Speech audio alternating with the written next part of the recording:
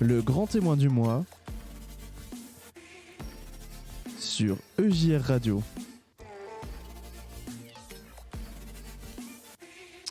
Et nous sommes sur EJR Radio, merci d'être avec nous pour un nouveau grand témoin du mois. Et je ne suis pas seul pour vous présenter cette petite émission, je suis avec Pascal. Salut Pascal. Salut Jonas, ça va ?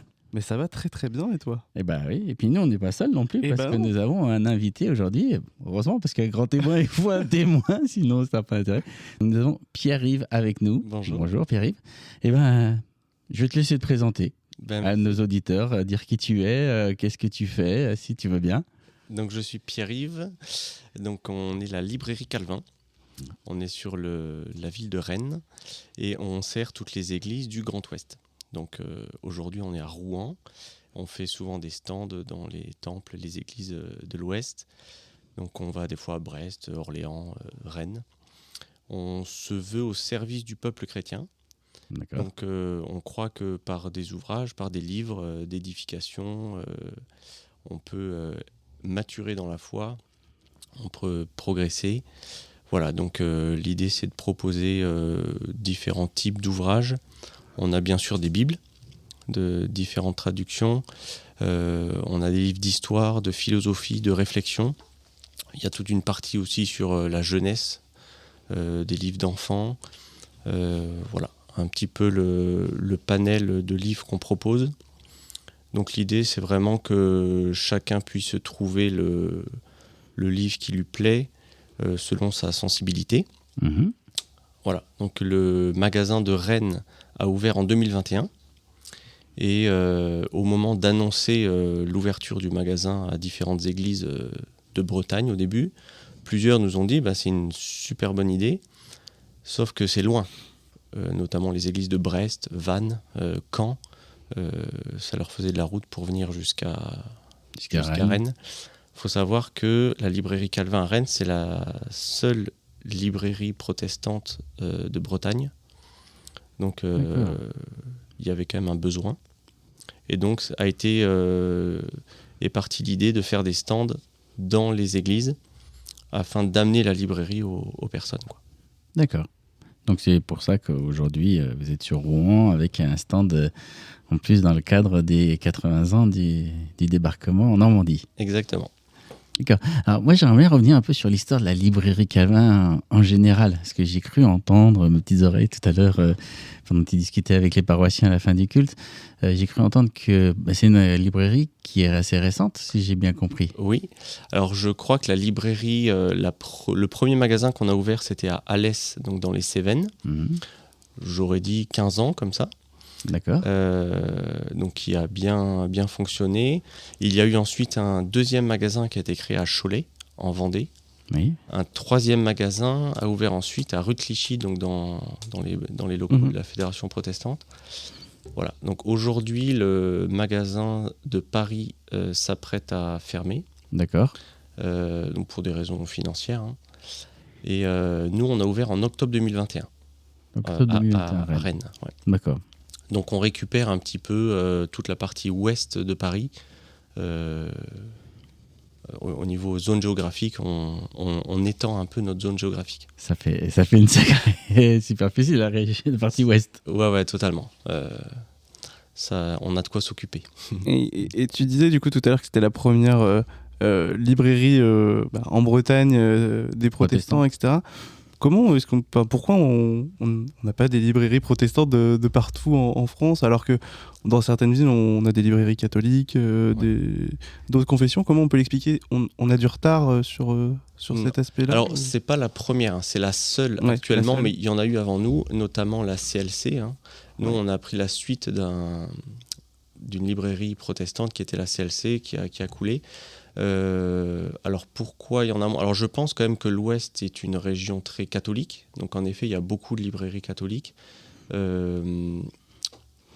Après moi je travaille beaucoup aussi avec des librairies catholiques où on ouvre des rayons protestants dans leur librairie. Je pense pas qu'on ait du retard. Je pense aussi que on a pas mal de magasins selon les régions qui correspondent plus à la clientèle, quoi. La Bretagne notamment, c'est plutôt des terres catholiques. Voilà. D'accord. Et du coup, est-ce que vous ne vendez que en librairie ou est-ce qu'il y a d'autres moyens? Parce qu'aujourd'hui, on voit bien que l'ère du magasin physique évolue. Ouais, est-ce que vous avez aussi des offres Alors, on a déjà le site internet. D'accord. Donc, sur Librairie Calvin, vous pouvez aller acheter vos livres sur internet. On est aussi sur Amazon. Donc là, c'est les moyens assez classiques connus d'aujourd'hui.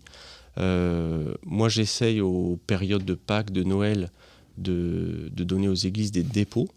Donc, c'est-à-dire qu'on laisse dans l'église une table de publication où les gens peuvent prendre le temps de choisir leurs livres et ça leur évite aussi les frais de port. D'accord. Mais il y a bien sûr tous ces moyens d'achat via Internet qui fonctionnent d'ailleurs beaucoup aujourd'hui. Ok. Alors nous, on a une radio un peu axée jeunesse. Est-ce que tu as des petits livres comme ça? On va pas tous les citer, mais tu aurais un livre en tête là maintenant là, comme que ça, tu conseillerais? Ouais, je donnerais Chemin d'espérance. Donc c'est la vie de Maëlie Dupont. Alors pourquoi lui? Parce que déjà c'est un de mes livres préférés. Il faut savoir que malgré que je vends des livres, j'étais pas un grand lecteur. Et je trouve que la jeunesse aujourd'hui ne lit pas beaucoup parce qu'il y a les écrans. Moi, Chemin d'espérance, ça m'a fait aimer lire, même si je lisais avant, parce que donc Maëlie Dupont, c'est une personne qui raconte sa vie. C'est une personne qui avait une carrière toute tracée dans la musique, parce qu'elle était proche de Ravel. C'était une artiste. La Seconde Guerre mondiale va mettre un coup d'arrêt à sa carrière. Et elle aborde notamment le sujet de la musique, donc qui est très présent chez les jeunes. Elle va connaître un mariage désastreux et elle va rencontrer des missionnaires qui vont lui annoncer la bonne nouvelle. Elle va rencontrer Jésus, la Bible. Elle raconte très très bien ce changement de vie que ça va créer dans son cœur, c'est-à-dire le désespoir dans lequel elle était et l'espérance qu'elle va rencontrer. À la fin du livre, elle a même un essai sur la musique, sur l'arrière-plan des musiques. Enfin, c'est très bien écrit et c'est facile à lire. Enfin, notamment, je trouve pour les jeunes, si ils n'ont pas l'habitude de lire, c'est quelque chose qui se lit facilement. D'accord. Et du coup, tu as dit que là, pour cette personne, c'était la Seconde Guerre mondiale qui avait mis un arrêt à sa carrière. Et aujourd'hui, tu as ramené la librairie à Rouen pour justement présenter des ouvrages, des livres en lien avec les 80 ans du débarquement. Tu peux nous en parler un peu? Quel livre tu as présenté aux paroissiens? Pourquoi vous mettez ça en place? Je crois que vous avez mis ça aussi en place à Nantes aujourd'hui. Oui. Et puis dans d'autres paroisses. Exactement. Parce que donc, c'est les 80 ans du débarquement. Donc, sur le thème de la Seconde Guerre mondiale, il y a énormément de protestants qui ont œuvré dans la résistance, notamment pour cacher des juifs. Donc aujourd'hui, ce qu'on a présenté notamment, c'était la bande dessinée Ceux du Chambon. Donc au Chambon-sur-Lignon, il y a notamment un pasteur qui s'appelait Trocmé, qui a eu tout un réseau pour cacher des enfants. Il y a une bande dessinée qui a été faite à ce sujet, qui est très bien faite. Alors pour le coup, elle est valable autant pour les enfants que pour les adultes. On a mis en avant également un livre sur le pasteur Yves Crépin, qui est un pasteur réformé de Saint-Brieuc, qui a fait pas mal de faux papiers pour les personnes juives. Qu'est-ce qu'on a présenté? Donc, le Chemin d'espérance, je l'ai présenté aussi parce que Maëlie Dupont, avant de faire des cantiques et de se convertir, elle a été résistante à l'Agnon, donc dans les Côtes d'Armor. Donc c'est une partie aussi de sa vie qui est intéressante à découvrir. Voilà, donc il y a plusieurs ouvrages qui ont été mis en avant sur tous ces protestants qui ont œuvré dans la résistance, quoi. Et quel retour tu as pu avoir là des différents paroissiens qui sont venus Alors déjà, te voir ce matin? Tous étaient très contents qu'on vienne parce que ça fait un événement dans la paroisse. Ça permet aussi d'échanger, de discuter. Voilà, je vois notamment les Bibles, il y en a qui ont des questions sur les traductions, sur les styles. Donc ça, c'est quelque chose qui est apprécié, qu'on vienne souvent. Pour ce qui est du thème, on a quasiment tout vendu. Donc ça, on est content, c'est que les gens étaient contents d'avoir ça. Mais là, les bandes dessinées Chambon-sur-Lignon, elles ont toutes été vendues. Et j'ai vu beaucoup de monde partir avec. Ouais, voilà. Donc quand on voit ça, on se dit, bon ben voilà, mission réussie, les gens ont eu ce qu'ils voulaient, quoi. Ok. Alors je vais revenir sur quelque chose que tu as dit. Tu as dit, moi avant, je ne lisais pas beaucoup. Ouais. Est-ce que tu peux nous parler un peu de ton parcours, comment tu es arrivé à t'occuper d'une librairie si justement tu disais que tu lisais pas beaucoup? Ouais, carrément. Ça vous intéresse?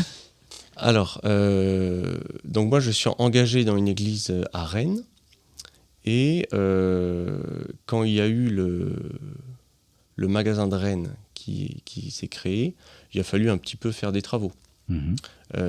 Donc on s'est mis à plusieurs à faire de la peinture, du parquet, des choses comme ça. Et j'entendais un petit peu que ouvrir une librairie, c'était un pari risqué aujourd'hui, à l'ère des écrans. Mais une librairie chrétienne, c'était encore plus risqué. Voilà. Donc on n'était pas sûr en fait que ce soit rentable. Et donc il y a eu l'idée un peu de faire ce qu'on appelle la diffusion. Donc c'est-à-dire informer les églises du coin qu'il y a une église protestante et également diffuser des livres chrétiens dans d'autres librairies. Donc l'idée était plus, à la base de mon engagement à ce niveau-là, était plus une question de rentabilité, c'est-à-dire amener un circuit externe à la librairie pour qu'on puisse vivre, tout simplement. Sauf que en commençant ce travail-là, j'ai vu que j'allais très vite courir dans tous les sens, dans des musées, dans des médiathèques, pour en fait peu de rentabilité, pour être honnête. Du coup, je me suis plus recentré ensuite sur le service aux églises, pour amener comme je disais tout à l'heure, des livres qui amènent à maturer dans la foi, à être édifiés, quoi. Et il s'avère qu'en plus, du côté, on va dire, service, c'est souvent rentable aussi, parce que les gens sont contents, ils achètent. Donc, mais c'est vrai que c'est venu dans un deuxième temps. D'accord. Mais tu faisais quoi avant d'être dans la librairie? C'était ton secteur? Pas du tout. Alors, j'ai un parcours particulier. Donc moi, j'ai fait des études dans le commerce. D'accord. Ouais, donc déjà, il y avait quand même quelque chose. Oui, c'est vrai. J'ai travaillé pendant 8 ans dans une entreprise de rénovation de maisons. Ah oui. Voilà. Et je me suis engagé dans l'église, dans la cuisine. Donc il y avait un besoin à ce niveau-là, parce que notre église... Donc c'est Mission Timothée qui fait également centre d'accueil à Rennes. D'accord. Donc il faut nourrir les personnes qu'on accueille. Et il y avait un besoin à ce niveau-là parce que le cuisinier partait à la retraite. Donc je me suis engagé comme cuisinier en 2018. Donc j'étais pas du tout dans le livre pour le coup. Et j'ai fait la branche librairie en 2021, fin 2021, début 2022. Quoi. D'accord. Un parcours... intéressant. Oui. Et comment tu vis cet engagement maintenant? Alors franchement, j'aime beaucoup faire ça. Notamment, un truc tout bête, mais le contact avec les gens. On rencontre de tout. Ça, c'est vraiment quelque chose qui me plaît. Et ça permet en fait aussi d'échanger, de voir d'autres chrétiens, des personnes qui racontent un truc tout bête, comment ils sont convertis. Ça, je trouve c'est édifiant à bien des niveaux. Et puis d'avoir la librairie, ça permet aussi de conseiller. Voilà, je parlais tout à l'heure avec une personne qui aimait la musique. Le livre Chemin d'Espérance, on n'a pas du mal à lui conseiller quand on voit qu'elle aime la musique, quoi. Ouais. Donc ça, c'est quelque chose d'intéressant, d'enrichissant même. Et comment on peut, pour revenir un peu à la jeunesse, on sait que les jeunes lisent de moins en moins, comment on peut les raccrocher à la lecture et aux livres Pour moi, il faut avoir un coup de cœur. Donc faut essayer déjà de lire. Je trouve que les biographies, les témoignages, souvent, c'est quand même les livres les plus faciles à lire. Donc, je conseillerais peut-être comme ça de commencer par ce style de livre avant d'aller dans des livres plus compliqués. Mais il y en a plein, franchement, des livres accessibles, il y en a plein. Et après, quand on lit ces livres-là, on découvre un peu ce qu'on aime bien. Moi, vous voyez, j'ai commencé par lire des biographies politiques au début. Donc, j'ai vu que ça me plaisait. Donc, je me suis mis à lire plein de biographies politiques. Et puis après, on commence à lire un peu des témoignages, des choses comme ça. Et puis après, vous pouvez lire des commentaires plus aisément par la suite. Et la Bible peut être aussi un bon moyen pour ces jeunes de lire. Peut-être, je sais pas, je dis ça comme ça en réfléchissant, mais tiens, tu finis ton caté, on t'offre une Bible. Pour moi, c'est important de faire les deux même. Parce que la Bible, c'est quand même le livre sacré qu'on a, qu'il faut lire, quoi. Après, tout ce qui est autour, autant les témoignages que l'histoire, c'est quelque chose qui vient agrémenter la base. Mais c'est important de lire sa Bible, je pense. Ouais. Super. Alors, on a une tradition, notre émission va bientôt finir, on a une tradition sur notre radio, c'est que notre invité, on lui laisse à la fin de l'émission une parole libre. Si tu avais une parole, un message à partager aux auditeurs qui écoutent cette émission, qu'est-ce qui est maintenant, là, à cet instant-là, tu aurais sur le cœur d'envie de leur partager? Alors, je suis un peu pris c'est libre. Je suis un peu pris de court. Ah, c'est toujours comme ça, mais c'est fait exprès. Et c'est toujours la question la plus dure. Ouais. Bon, voilà, vu qu'on est dans le livre, moi je dirais essayez de lire. Ou si vous lisez déjà, lisez encore plus. Enfin, je trouve que c'est enrichissant, c'est important même. Ça se perd et c'est dommage. Donc, notamment si on parle à des jeunes, vraiment, lancez-vous, risquez-vous à lire. Ça ne peut que amener du bien. Eh ben super. Et ben le message est passé. Merci à toi de t'être arrêté à nos micros. Et puis on se retrouve le mois prochain pour un nouveau grand témoin du mois. Merci. Bye bye. À vous.